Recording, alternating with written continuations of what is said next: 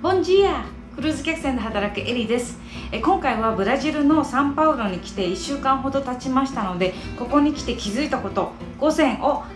ご案内していきたいと思います。簡単な自己紹介をさせてください。クルーズ客船で働いて7年ほどになります。現在はコロナで船に乗れておりませんが、その代わりにちょっとねブラジルに来てブラジルを全てを回るというプロジェクトをしています。では早速サンパウロに来て感じたことをご紹介する前に、まずはサンパウロの簡単なご紹介をします。サンパウロはブラジルにある大都市のうちの一つです。ブラジルには3つ大切な都市があるんですが、まず1つは皆さん聞いたことがあるリオデジャネイロですね。ここは観光都市です。でもう1つはブラジリア、これがね、ブラジルの首都なんですよ。リオデジャネイロじゃないんですよね。国会議事堂とかがあります。で最後にここサンパウロ、ここは金融とかビジネス経済の中心地となっています。サンパウロは日本人が日本以外で一番多い場所としても知られています。でさらにサンパウロはブラジルで平均年収が一番高い場所だそうです。なので、ブラジル、もちろんね貧富の差あると思いますけれども、だいたいサンパウロにいる人は、ブラジルでいうとちょっとお金持ち、東京に住んでる人みたいな、そんな感じですよね。そんなサンパウロなんですが、早速ご紹介していきたいと思います。まず1つ目、街の雰囲気ですね。まず気づいたことが、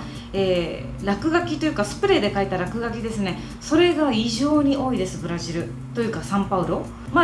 国とか地域によってはそれがちょっとアートみたいに取られる場合もありますけれども、ここサンパウロは、そういうエリアもあるんですね。その壁に描いた落書きがアートみたいになっているエリアっていうのがあるんですけれども、それを除いては、基本的にもう本当に落書きっていう感じで、もう汚いですね。なんか綺麗な壁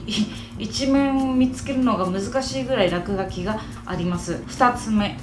テント持ちのホームレスがいる。ホームレスがね、まずサンパウロすごく多いです。もう街中至る所にいるんですけれども、中でも驚いたのがテント持ちホームレスですね。ちょっとアップグレードされたホームレスがたくさんいました。で彼らは道のね、大きい道の端っこにいる場合もあるし、高架線の下に結構いましたね。ここは本当に道中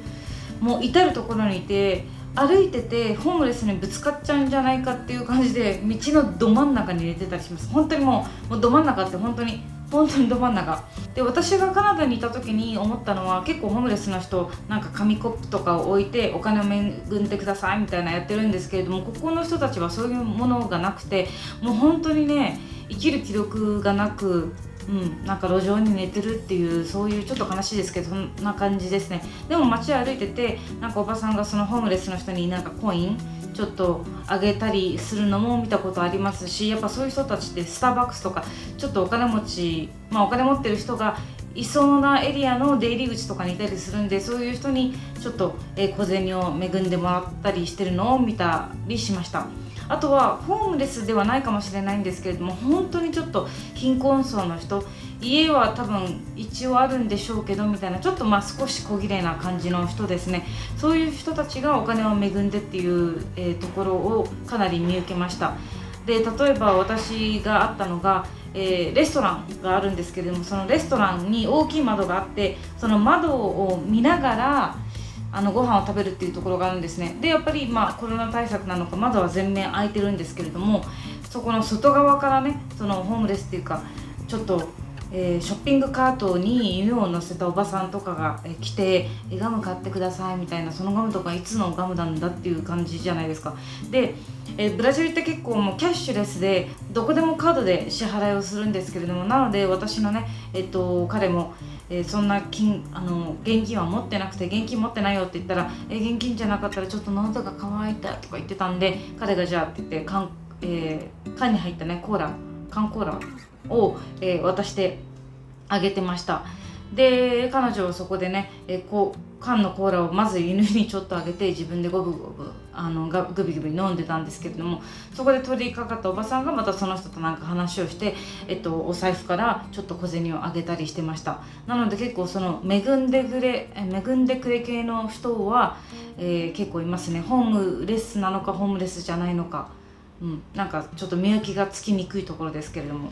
ビデオの途中ですけれども、このクルーズ&トラベルではクルーズの情報はもちろんのこと、こういうふうにトラベルですね、今だったらブラジルにいるので、今後6ヶ月ぐらいかけてブラジル各地を回ってブラジルの情報をお伝えしていきますので、いいねと思ったらいいねと、チャンネル登録も無料なのでお願いします。では続けていきます。じゃあ3つ目、物価ですね。サンパウロは他のブラジルの都市よりも物価が少し高めになっています。とは言っても日本人からしたらかなり安く感じます。例えば今日の朝ごはん、ベーカリーとカフェが一緒になったようなところに行って、全然ファンシーじゃなくて、もうブラジルでどこにでもあるようなところなんですが、例えばそこでポンデケージョっていう、チーズのちょっともちもちっとしたちっちゃいこういうパンがあるんですけれども、それを例えば5つで、コシーニャっていうブラジル風コロッケみたいのがあるんですけれども、このぐらいの大きさですね。それを1つ、あとコーヒー2つに、ブラジル風クロワッサンっていうのかな、ハムとチーズがパンに挟まったようなやつですね。それを頼んで、なんと19レアルで、19レアルっていくらぐらいかっていうと400円もしないんですよ。2人分で400円もしない、これぐらい安いです。あとは日本ではちょっと高いマンゴーとかパパイヤ、例えばマンゴー、大きいマンゴーね、普通のマンゴーを、1つ、今日スーパーで買ったんですけれども、それで、80円ぐらいですよ。あとブラジルの服装でみんな着てるのは、スキニーパンツですよ。もうみんなスキニーパンツにちょっとピチッとした T シャツか、キャミソールか、タンクトップか、それが結構もう一般的に、道で歩いてる女性はそんな感じです。あとは、普通にねちょっとピタッとしたワンピースとか着てる人もいるし、おしゃれな感じの人もいなくはないですけれども、基本そんなカジュアルな感じで、日本人みたいなちょっとふわふわっとしたワンピースとかを着てる人は今のところ見てないです。一応サンパウロは金融とかビジネスの中心街、東京の中心みたいなそういう感じなので、ビジネス街に行くとスーツを着た人とかちょっとスマートカジュアルな人とかもたくさんいます。5つ目、治安。もちろんね、ブラジルといったら治安ですよ。みんなブラジルって聞いたら危険じゃないの、一人で歩けるかなって思うじゃないですか。私もそのうちの一人ということで、やっぱ船で行った時もブラジルはすごく危ないんで、貴重品は全部船に置いてってくださいねってお客さんにももちろん言いますし、もちろん、スマホとかもね片手にこうやってみたいな感じで歩いたらもうアウトなわけですよ。そういうふうに言われてます。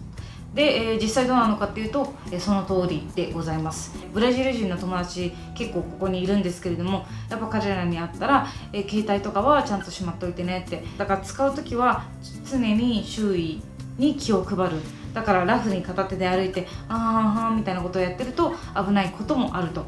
このサンパウロのビジネス街とかだったら結構夜も明るくて、普通のねエリアよりは安心っていうことだったんですけれども、やっぱりそういうビジネス街じゃないところ、一歩普通の道入ったところとかだと、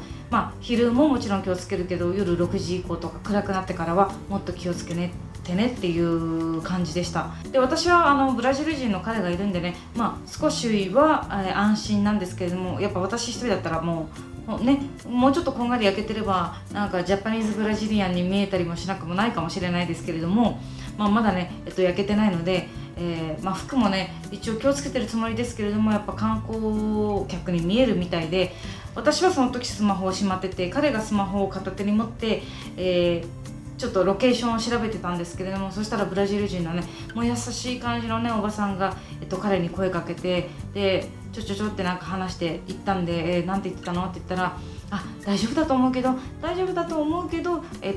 携帯を使うときはちょっと周りに気配ってね気をつけた方がいいわよっていう風にアドバイスをくれたんだよって言ってました。私が観光客っぽいから彼も観光客にもしかしたら見えたのかもしれないんですけれども、そんな感じで現地の人もね、優しく声をかけてくれる優しい街サンパウロでございますけれども、やっぱ危険なところは危険だし、